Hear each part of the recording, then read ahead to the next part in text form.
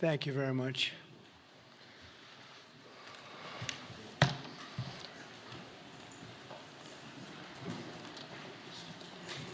That's a lot of press. Congratulations. You bring them out.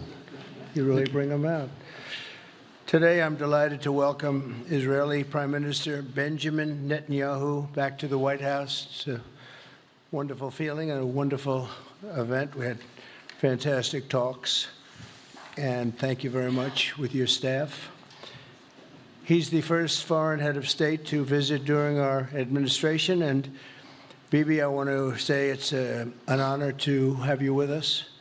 Over the past 4 years, the U.S. and the Israeli alliance has been tested more than any time in history.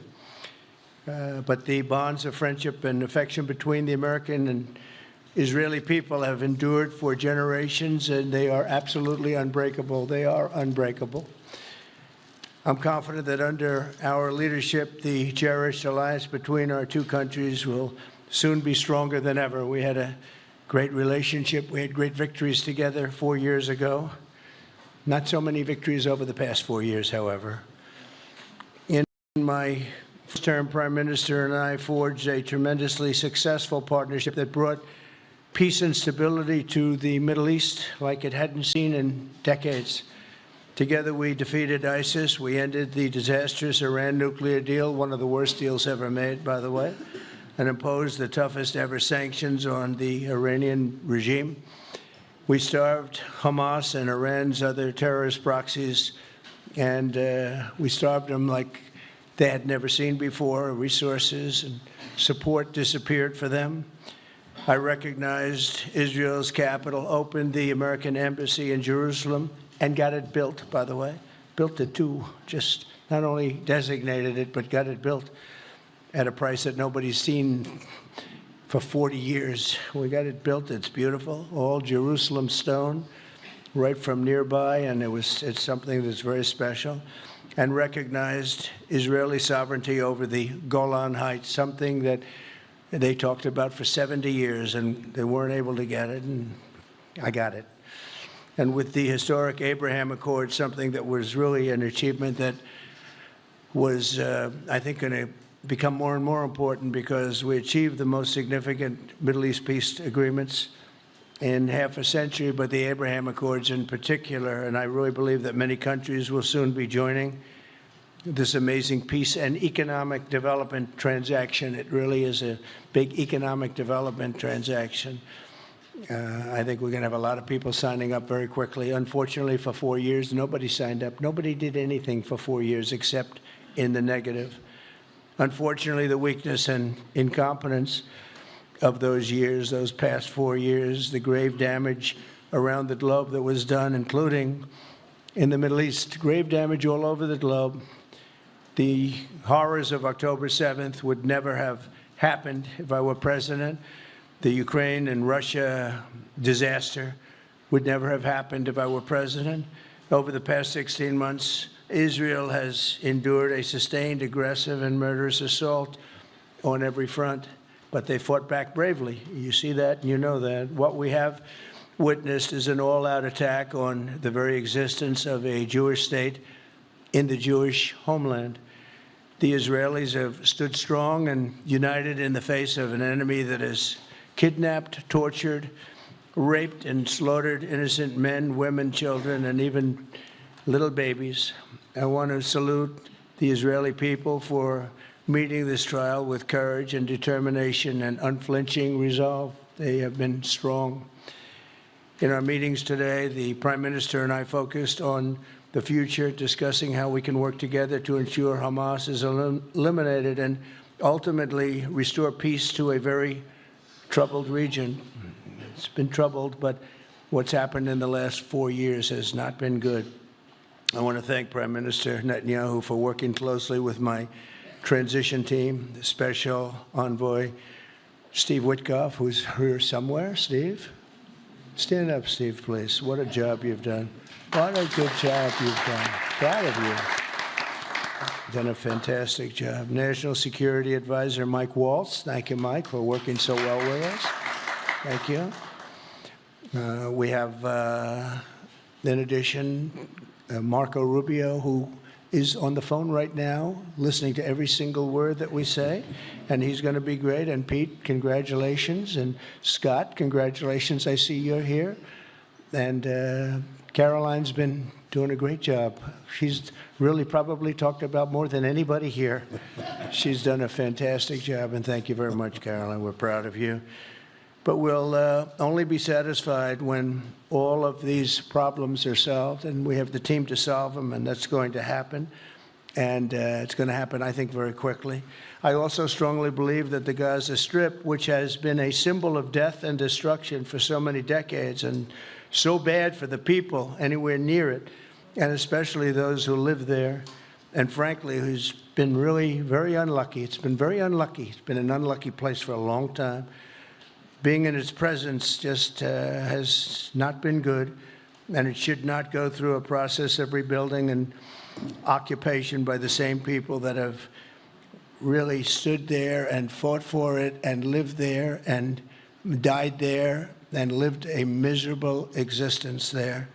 Instead, we should go to other countries of interest with humanitarian hearts, and there are many of them that want to do this, and build various domains that will ultimately be occupied by the 1.8 million Palestinians living in Gaza, ending the death and destruction and, frankly, bad luck. This can be paid for by neighboring countries of great wealth. It could be 1, 2, 3, 4, 5, 7, 8, 12. It could be numerous sites, or it could be one large site. But the people will be able to live in comfort and peace, and we'll make sure something really spectacular is done. They're going to have peace. They're not going to be shot at and killed and destroyed like this civilization of wonderful people has had to endure. The only reason the Palestinians want to go back to Gaza is they have no alternative. It's right now a demolition site. This is just a demolition site. Virtually every building is down. They're living under fallen concrete that's very dangerous and very precarious. They instead can occupy all of a beautiful area with homes and safety, and they can live out their lives in peace and harmony instead of having to go back and do it again. The U.S. will take over the Gaza Strip, and we will do a job with it, too. We'll own it and be responsible for dismantling all of the dangerous unexploded bombs and other weapons on the site, level the site and get rid of the destroyed buildings, level it out, create an economic development that will supply unlimited numbers of jobs and housing for the people of the area. Do a real job, do something different. Just can't go back. If you go back, it's going to end up the same way it has for 100 years.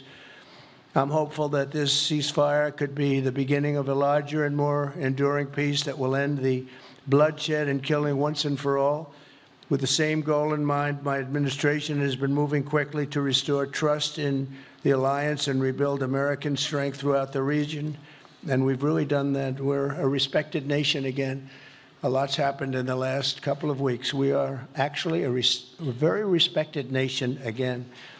I ended the last administration's de facto arms embargo on over $1 billion in military assistance for Israel.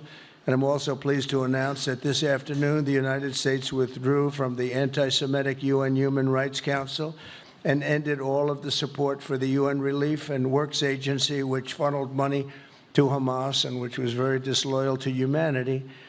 Today, I also took action to restore a maximum pressure policy on the Iranian regime, and we will once again enforce the most aggressive possible sanctions, drive Iranian oil exports to zero, and diminish the regime's capacity to fund terror throughout the region and throughout the world. We had no threat when I left office. Iran was not able to sell oil. Nobody was buying oil because I said, don't buy it. If you buy it, you're not doing any business with the United States. And Hamas was not being funded. Hezbollah was not being funded. Nobody was being funded. There would never have been an October 7th.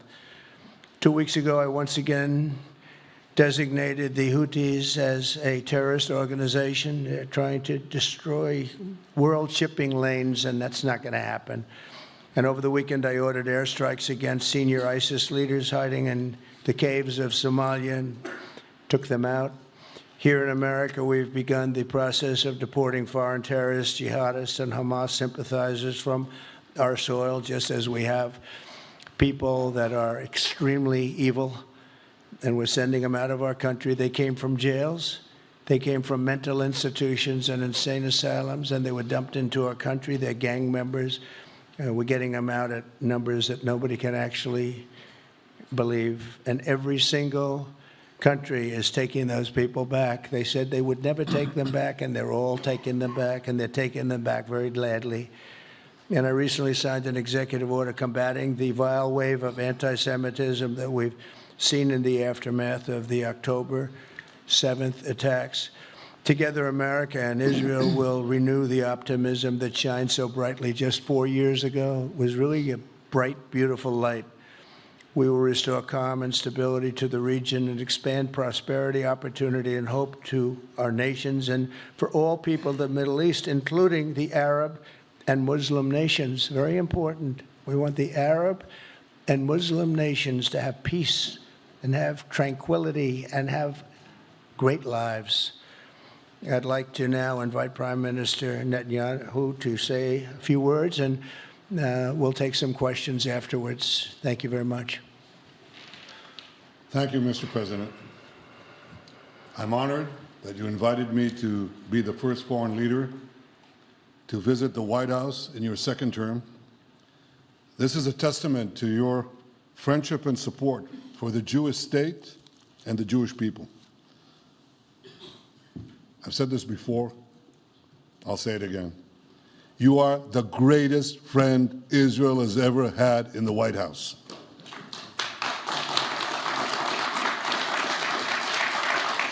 And that's why the people of Israel have such enormous respect for you. In your first term, you recognized Jerusalem as Israel's capital.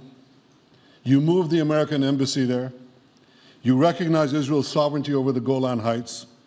You withdrew from the disastrous Iran nuclear deal. I remember we spoke about it.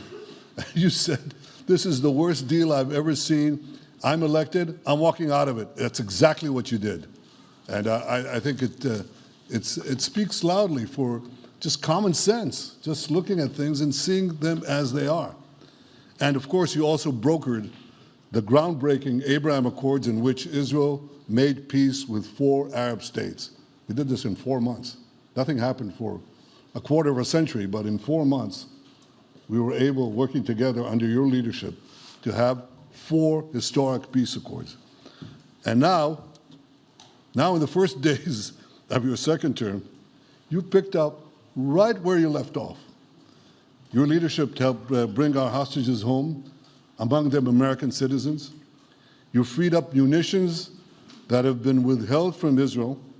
They had been withheld from Israel in the midst of a 7-front war for our existence.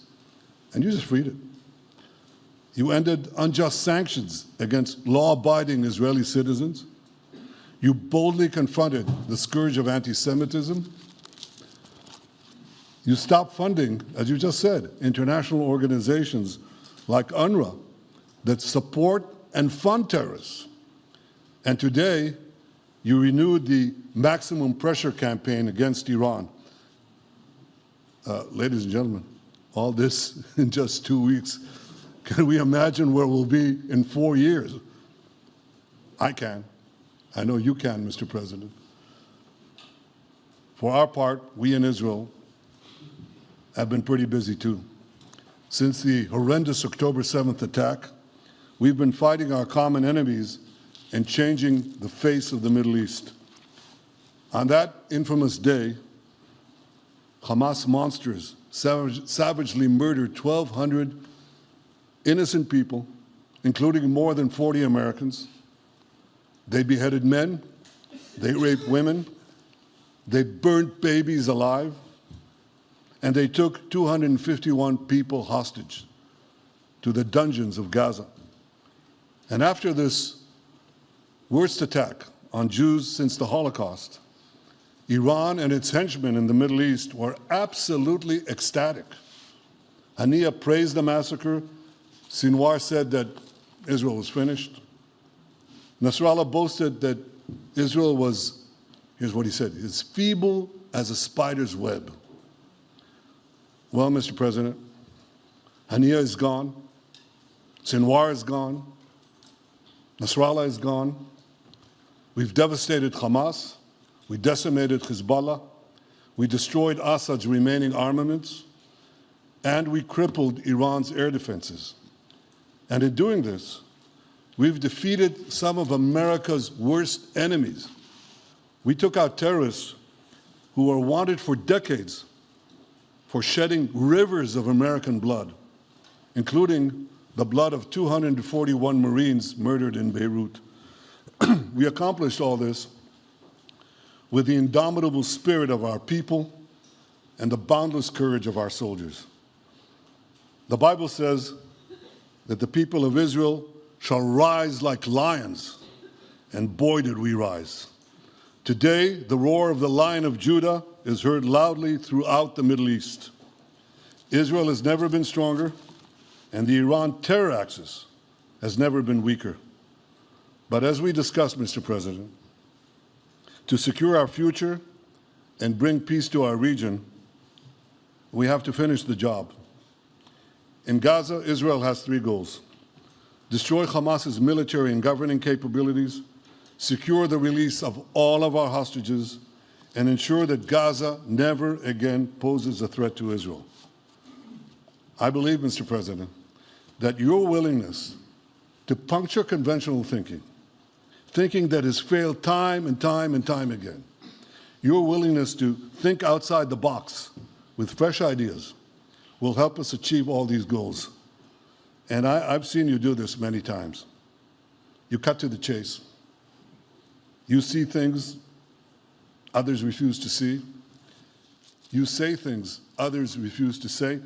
And after the jaws drop, people scratch their heads and they say, you know, he's right. And this is the kind of thinking that enabled us to bring the Abraham Accords. This is the kind of thinking that will reshape the Middle East and bring peace. We also see eye to eye on Iran. That's the same Iran that tried to kill us both. They tried to kill you, Mr. President. They tried through their proxies to kill me. We're both committed to rolling back Iran's aggression in the region and ensuring that Iran never develops a nuclear weapon. Mr. President, ladies and gentlemen, Israel will end the war by winning the war. Israel's victory will be America's victory. We will not only win the war, working together, we will win the peace. With your leadership, Mr. President, and our partnership, I believe that we will forge a brilliant future for our region and bring our great alliance to even greater heights. Thank you. Thank you very much, baby. Very nice. Thank you. And J.D. Vance, everybody. J.D., please, Vice President, stand up. He's been doing a good job. He's been working very hard on all things, but this in particular. We'll take some questions, please. Yes, ma'am. Go ahead, please. Go ahead. Yeah, go ahead. Mr. President, can a normalization deal with Saudi Arabia be achieved without the acknowledgement of a Palestinian state? That question for you too, Mr. Prime Minister. And Mr. President, given what you've said about Gaza, should the U.S. send troops to help secure the security vacuum? So Saudi Arabia is going to be very helpful, and they have been very helpful. They want peace in the Middle East. It's very simple. We know their leader and their leaders very well. They're wonderful people, and they want peace in the Middle East. As far as Gaza is concerned, we'll do what is necessary. If it's necessary, we'll do that. We're going to take over that peace, and we're going to develop it, create thousands and thousands of jobs, and it'll be something that the entire Middle East can be very proud of. But everybody feels that continuing the same process that's gone on forever, over and over again, and then it starts, and then the killing starts, and all of the other problems start, and you end up in the same place, and we don't want to see that happen. So by the United States, with its stability and strength, owning it, especially the strength that we're developing and developed over the last fairly short period of time, I would say really since the election, I think we'll be a keeper of something that is very, very strong, very powerful, and very, very good for the area, not just for Israel, for the entire Middle East. Very important. And we'll, again, have thousands of jobs, and there'll be jobs for everyone, not for a specific group of people, but for everybody. Okay, please. I think peace between Israel and Saudi Arabia is not only feasible, I think it's going to happen. I think if we had another half a year in your first term, it would have already happened. True. Many, many more, I agree, many more nations. I think you can't prejudge and pre-guess how we'll achieve it, but I'm committed to achieving it. I know the President is committed to achieving it, and I think the Saudi leadership is interested to achieve it. So we'll give it a good shot, and I think we'll succeed. Yeah, please, go ahead.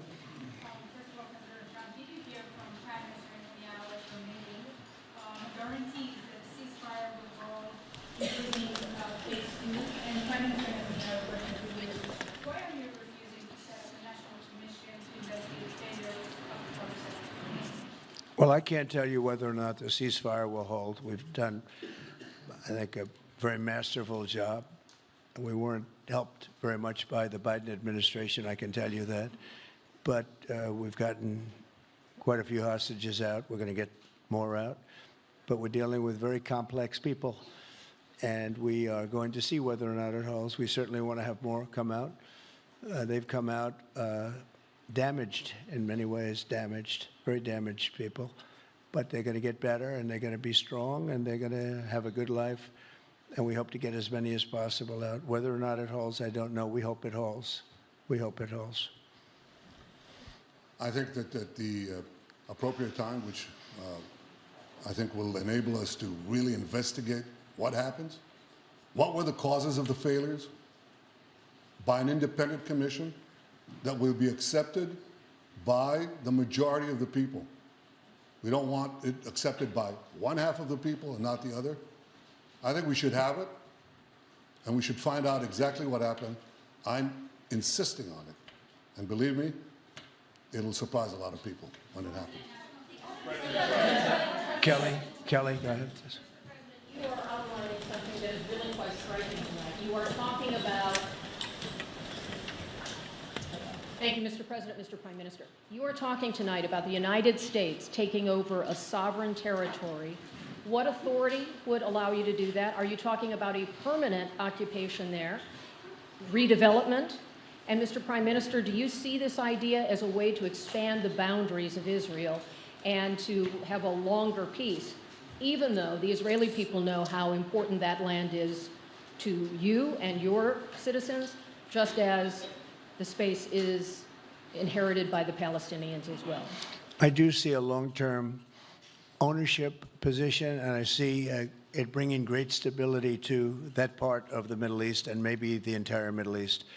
And everybody I've spoken to, this was not a decision made lightly. Everybody I've spoken to loves the idea of the United States owning that piece of land, developing and creating thousands of jobs with something that will be magnificent in a really magnificent area that nobody would know. Nobody can look because all they see is death and destruction and rubble and demolished buildings falling all over.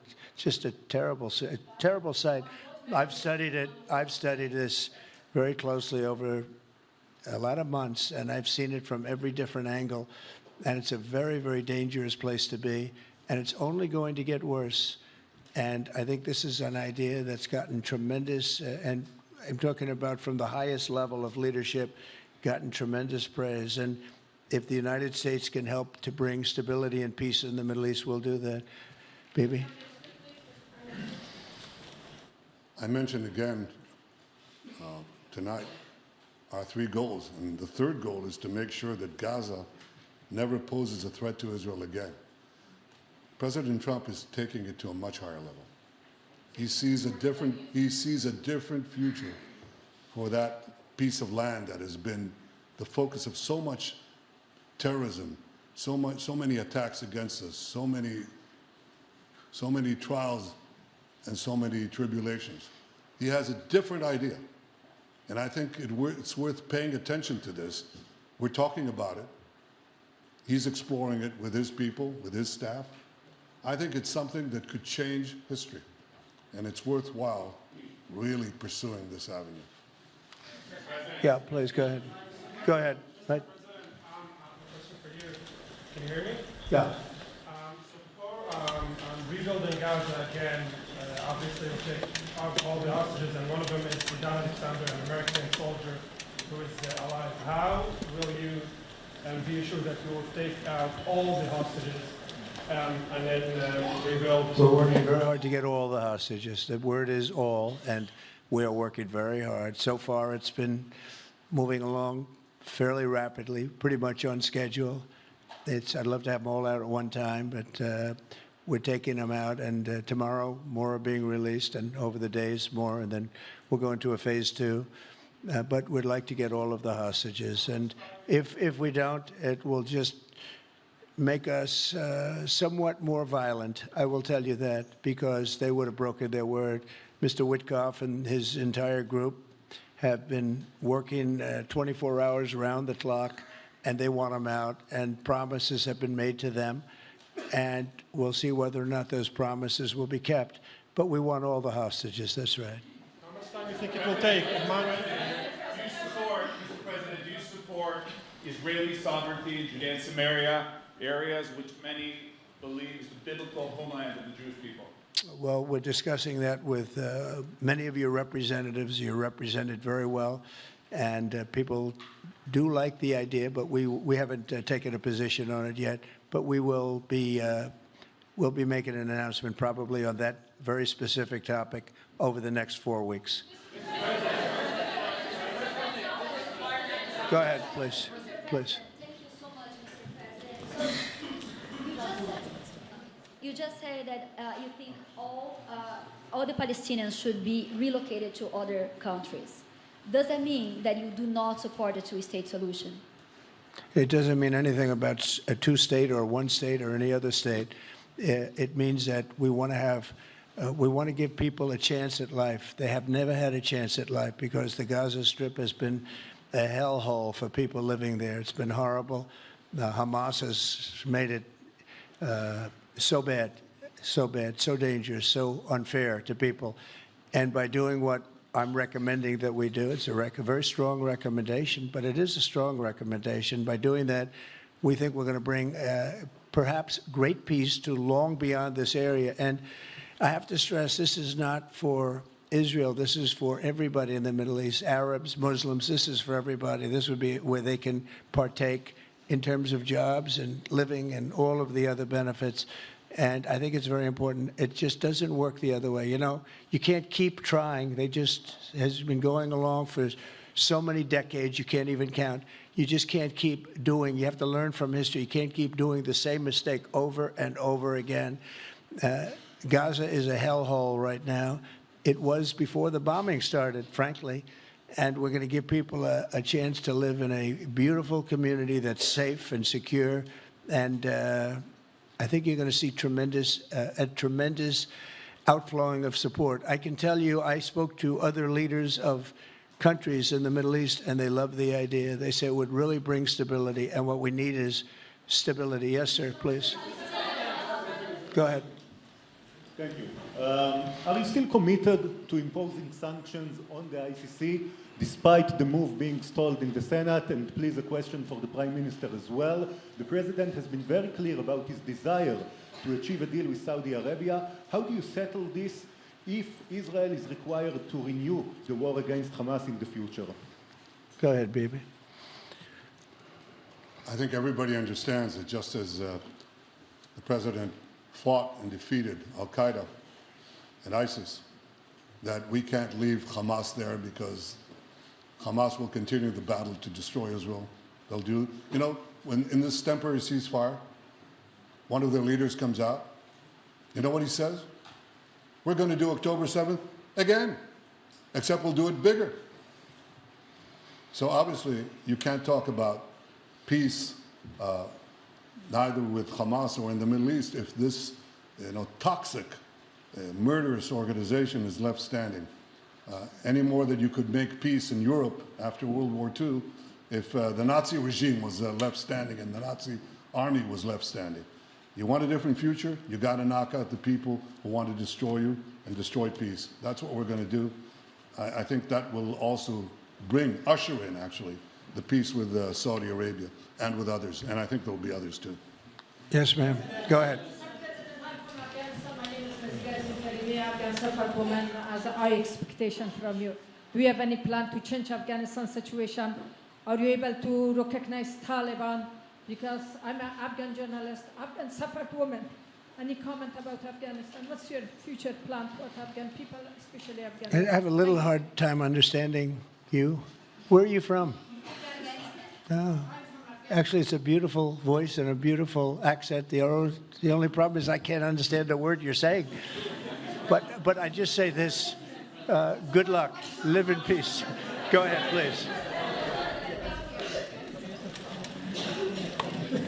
That's okay, yeah, please. Prime Minister, you said earlier today that it was tough for you to implement these sanctions on Iran, but you did indicate that you were willing to negotiate with them. What would that look like, and are you in conversations with them? And the same for the Prime Minister, sir. I hated doing it. I want Iran to be peaceful and successful. I hated doing it. I did it once before, and we brought them down to a level where they were unable to give any money. They had to survive themselves, and they had no money. They were essentially broke, and they had no money for, as I said, Hezbollah. They had no money for Hamas. They had no money for any form of terror. The 28, if you call it, the 28 sites of terror, they had no money for any of it. They had to do their own and focus on their own well-being.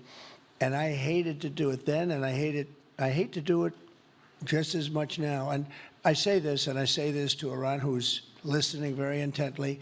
I would love to be able to make a great deal, a deal where you can get on with your lives and you'll do wonderfully. You'll do wonderfully. Incredible people, industrious, beautiful, just an unbelievable group of people in Iran. And I know them well, have many friends from Iran and many friends that are Americans from Iran, and they're very proud of Iran. But I hated to do it, just so you understand. And I hope we're going to be able to do something so that it doesn't end up in a very catastrophic situation. I don't want to see that happen. I really want to see peace, and I hope that we're able to do that. They cannot have a nuclear weapon. It's very simple. I'm not putting restrictions. They cannot have one thing. They cannot have a nuclear weapon. And if I think that they will have a nuclear weapon, despite what I just said, I think that's going to be very unfortunate for them. If, on the other hand, they can convince us that they won't, and I hope they can. It's very easy to do. It's actually very easy to do. I think they're going to have an unbelievable future. Yeah, please, sir, go ahead. You just laid out your plan for Gaza. Yes. Can you lay out your plan for Ukraine and also... For Ukraine? For Ukraine, yes. You consider yourself a strong leader. You blamed your predecessor for letting Russia to take over Ukraine. Will you demand from Putin to get out of Ukraine, from sovereign territory of Ukraine? So we're dealing right now on the subject. I don't want to spend a lot of time because we're here for another reason, but we are having very good talks, very constructive talks on Ukraine. And we are talking to the Russians. We're talking to the Ukrainian leadership. It would have never happened. That would have never happened. It should have never happened. I get reports every week, the number of soldiers, mostly soldiers now. The cities have been largely demolished. You talk about a very sad sight to see. We talk Gaza. Well, many of these cities look as bad as Gaza and worse, what's happened to them. And I want to see that end. And I want to see it end for one simple reason, the life of young people being absolutely obliterated on both sides. You probably have 700,000 Ukrainian soldiers dead, 800,000, maybe more Russian soldiers dead. It's very flat land, and the only thing that's going to stop a bullet is a human body, in this case, usually soldiers. and the numbers are staggering. When you hear the real numbers in Ukraine, what the numbers are, and this doesn't include the cities that have been demolished and all of the people that were killed.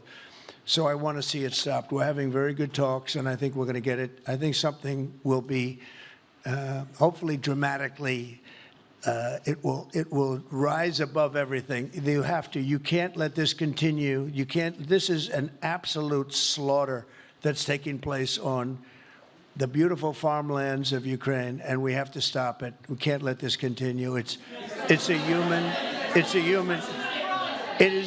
a human tragedy, and we're going to try very hard to stop it. Yeah, please, go ahead, sir. Go ahead. Mr. President, thank you very much. Mr. President, what's your view about Palestinian leader Abbas' role in all the regional changes you want to do? And a question for the Prime Minister, what's your view on President Trump wanting to reach a deal with Iran and not a much more active military stance towards it? Go ahead, baby. Go ahead. I think the president just said something that I think is the pivot of everything that we're talking about. He said Iran cannot have a nuclear weapon. And we fully agree with that. If this goal can be achieved by a maximum pressure campaign, so be it. But I think the most important thing is to focus on the goal, which the president just did, and I fully agree with it.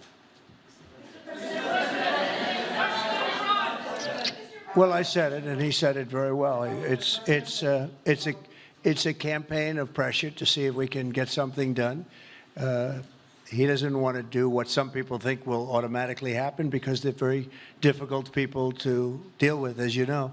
But if we could solve this problem without warfare, without all of the things that you've been witnessing over the last number of years, it would be, I think it would be a tremendous thing.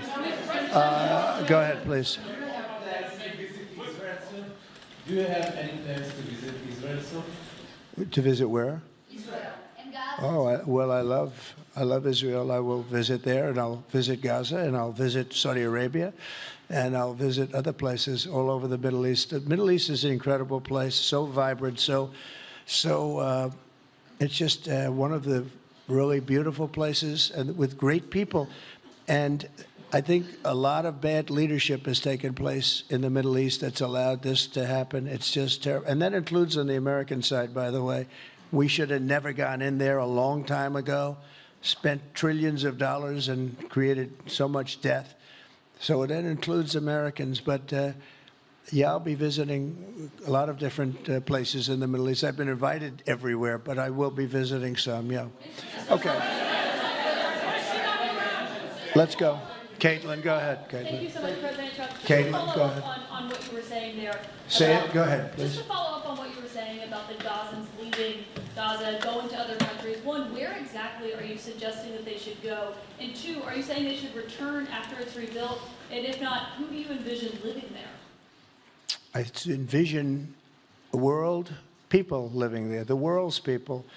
I think you'll make that into an international, unbelievable place. I think the potential in the Gaza Strip is unbelievable.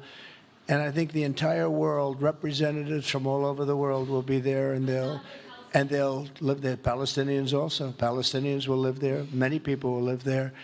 But they've tried the other, and they've tried it for decades and decades and decades. It's not going to work. It didn't work. It will never work. And you have to learn from history. History has, just can't let it keep repeating itself. We have an opportunity to do something that could be phenomenal. And I don't want to be cute. I don't want to be a wise guy, but the Riviera of the Middle East, this could be something that could be so bad. This could be so magnificent. But more importantly than that is the people that have been absolutely destroyed that live there now can live in peace in a much better situation because they're living in hell. And those people will now be able to live in peace. We'll make sure that it's done world class. It'll be wonderful for the people. Palestinians mostly we're talking about. And I have a feeling that despite them saying no, I have a feeling that the king in Jordan and that the general president, but that the general in Egypt will open their hearts and will give us the kind of land that we need to get this done. And people can live in harmony and in peace. Thank you all very much. Thank you. Thank you very much. Thank you.